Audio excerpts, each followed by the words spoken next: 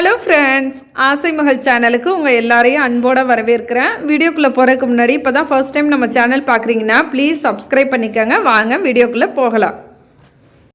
இப்போ இதுக்கு தேவையான பொருள் என்னென்னு பார்த்தீங்கன்னா, ஒரு 7 சின்ன வெங்காயம் எடுத்துக்கோங்க. அடுத்து 1 ஸ்பூன் சோம்பு பெருஞ்சீரகம் எடுத்துக்கோங்க. அடுத்து ஒரு சின்ன துண்டு இஞ்சி, ஒரு 10 பூண்டு பல் எடுத்துக்கோங்க.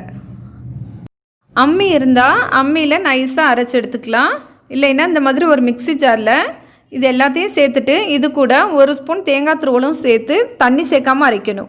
இது பாறை மீனை வந்து நம்ம தோலோடு போட்டு கழுவி வச்சோம்னா உப்பு அந்தளவுக்கு பிடிக்காது. தோலை நல்லா உரிச்சிட்டு மஞ்சத்தூள் போட்டு அலசிட்டு இந்த மாதிரி கத்தியால் கீறி விட்டுட்டு அதுக்கப்புறமா நம்ம மசாலா போட்டோம்னா நல்லா பிடிக்கும்.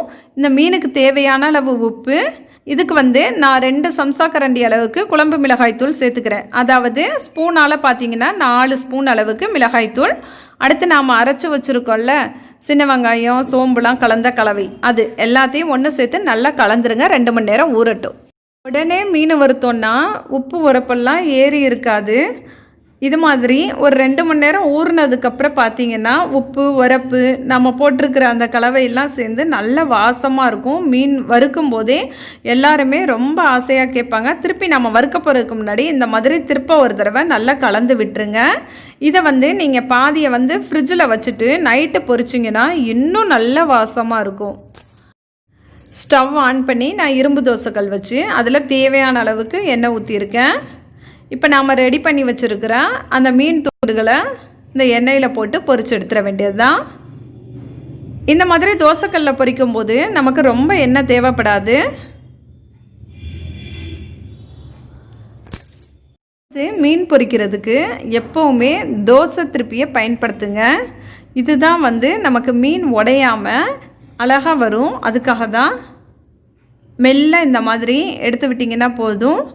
ஒரு மீன் கூட உடையாது, ரொம்ப சூப்பராக இருக்கும். அதையும் நீங்கள் ஃப்ரிட்ஜில் வச்சு மீன் பொரிச்சிங்கன்னு வச்சுங்களேன், உங்களுக்கு எண்ணெயும் குடிக்காது, மீனும் உடையாது, ரொம்ப சூப்பராக இருக்கும். ட்ரை பண்ணி பாருங்கள். இப்போது 2 பக்கமும் நல்லா பெரட்டி விட்டாச்சு. மீன் நல்லா வெந்துருச்சு. அவ்வளோதான், நம்மளோட மீன் தயாராகிடுச்சு. இங்கே பாருங்கள், உண்மையிலே ரொம்ப சூப்பராக இருக்கும். மீன் வேணான்னு சொல்கிற குழந்தைங்க கூட நீங்கள் இந்த மாதிரி வறுத்து கொடுத்தீங்கன்னா விரும்பி சாப்பிடுவாங்க. சிக்கன் 65 மாதிரி ரொம்ப டேஸ்ட்டாக இருக்கும். இதோட வாசம் நல்லா இருக்கும். நீங்கள் கண்டிப்பாக ஒரு தடவை இந்த மாதிரி செஞ்சு பாருங்கள், எல்லாருக்கும் ரொம்ப பிடிக்கும்.